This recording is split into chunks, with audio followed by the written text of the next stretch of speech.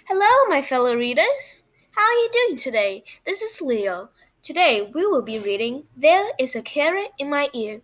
Before we get started, please be sure to like and subscribe. It helps me out very dearly. Thank you very much. Now, back to the story. There is a carrot in my ear, and other noodle tales. Retold by Alvin, Schwartz, pictures by Karen Ann Winhas. This is an icon book. Forward. A noodle is a silly person. This book is about a family of noodles and the silly things they say and do. They are Mr. and Mrs. Brown, Sam and Jane, and Grandpa. The Browns take a day off. It was a hot day, so Mr. Brown took his family to the swimming pool. Sam and Jane jumped right in. They raced all the way to the other end of the pool. Then they raced back. Grandpa jumped in. Then he jumped up and down. Each time he came down, he called, "Brrrr!" Mr. Brown bounced up and down the diving board. Mrs. Brown sat in the sun and turned bright red. "It is a very nice day here today," said Jane.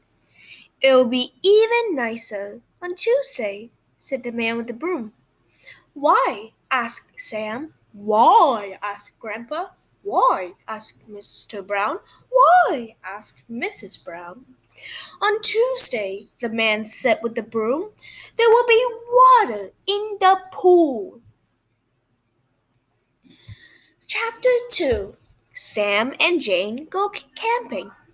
Sam and Jane were camping out when it got dark. They made a big fire and told stories. "This is a story about a Bill, a ghost dog," said Jane. "It is a very, very scary story." "I hope so," said Sam. "Once upon a time," said Jane, "there was a big white dog named Bill. Bill had a very mean owner. He wouldn't feed Bill or pet him or anything. Then, one night, suddenly Jane stopped. She heard a strange noise. Hmm, hmm, hmm. It was getting louder and louder. "Ouch!" cried Sam. "Something bit me." "Ouch!" yelled Jane. "Something bit me too." "It's a bunch of mosquitoes!" yelled Sam. They jumped up and down and ran around and waved their arms, but those mosquitoes would not go away. "Let's put out the fire," whispered Sam. "They'll never find us in the dark." They put out the fire and sat on a rock. The mosquitoes flew by, then disappeared. It was as quiet as a graveyard. "I think they're gone," whispered Jane. "I think so too," whispered Sam. Then some fireflies flew by. "Oh no!" Sam groaned. "They're back, and now they're looking for us with flashlights." Chapter 3. Mr. Brown washes his underwear. On Saturday, Mr. Brown washed his dirty clothes. He washed his socks, his shirt, and his underwear.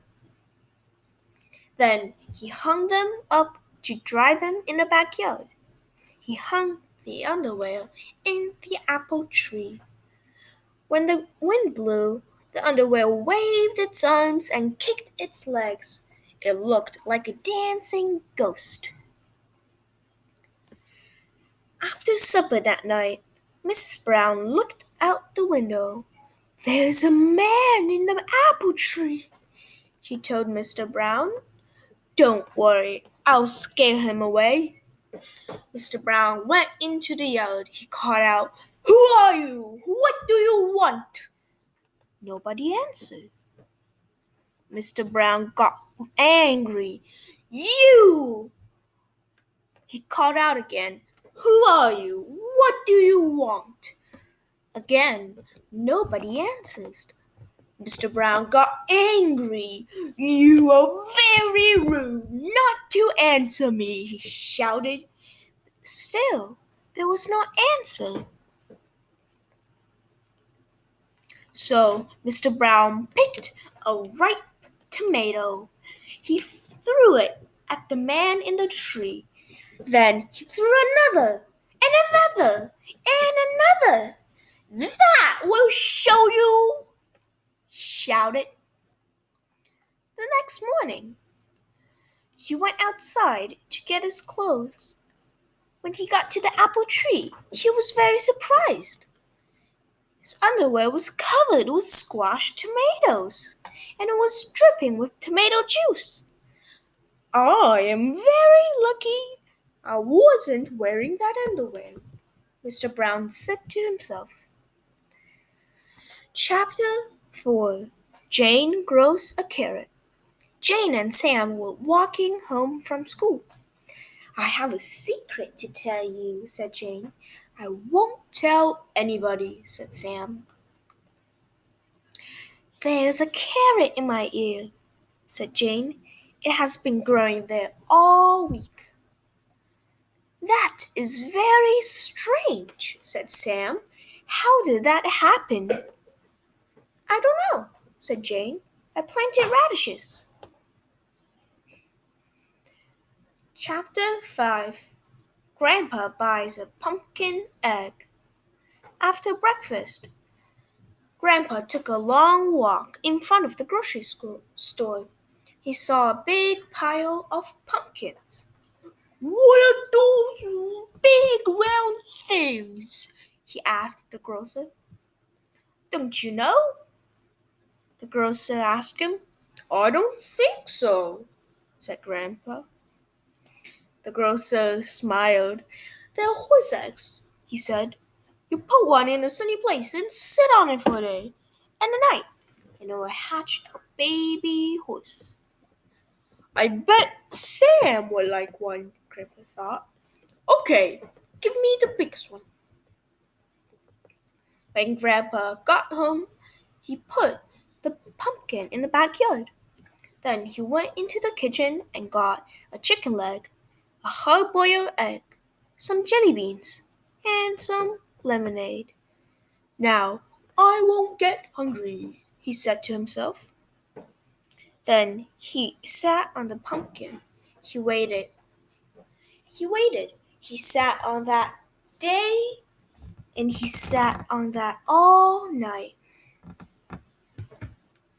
By the morning, he was so tired, he fell asleep and fell off the pumpkin. When that happened, the pumpkin started rolling down a hill. It rolled and rolled until it crashed into a bush. A rabbit was sitting inside the bush. When the pumpkin rolled in, the rabbit jumped out and started running. Grandpa saw the rabbit. He got very excited. "Come back, little horse," he called. "Come back." But the rabbit kept running.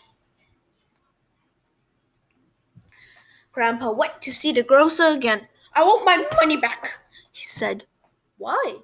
asked the grocer. "Well," said Grandpa, "the egg hatched all right, but the baby horse ran away." Chapter 6. It is time to go to sleep. "It is 10 o'clock," Mrs. Brown called out. "Time to go to sleep." "I'm taking my ruler to bed," said Sam. "I want to know how long I sleep." "I'm taking my bicycle to bed," said Jane. "I'm tired of walking in my sleep." "I'm taking my running shoes to bed," said Mr. Brown. "Last night I dreamed a bear was chasing me, and I don't want him to catch me." "I'm taking my mirror to bed," said Grandpa. "I want to see how I look when I'm asleep." Then Mr. Brown said to Mrs. Brown, "Put the lights out and come to bed." So Mrs. Brown put the lights out and came to bed. and they all went to sleep. The end. I hope you enjoyed this book. There's a Care in My Ear and other noodle tales. Be sure to hit that subscribe button and the like button. It helps me very much. Thank you, and I'll see you next time.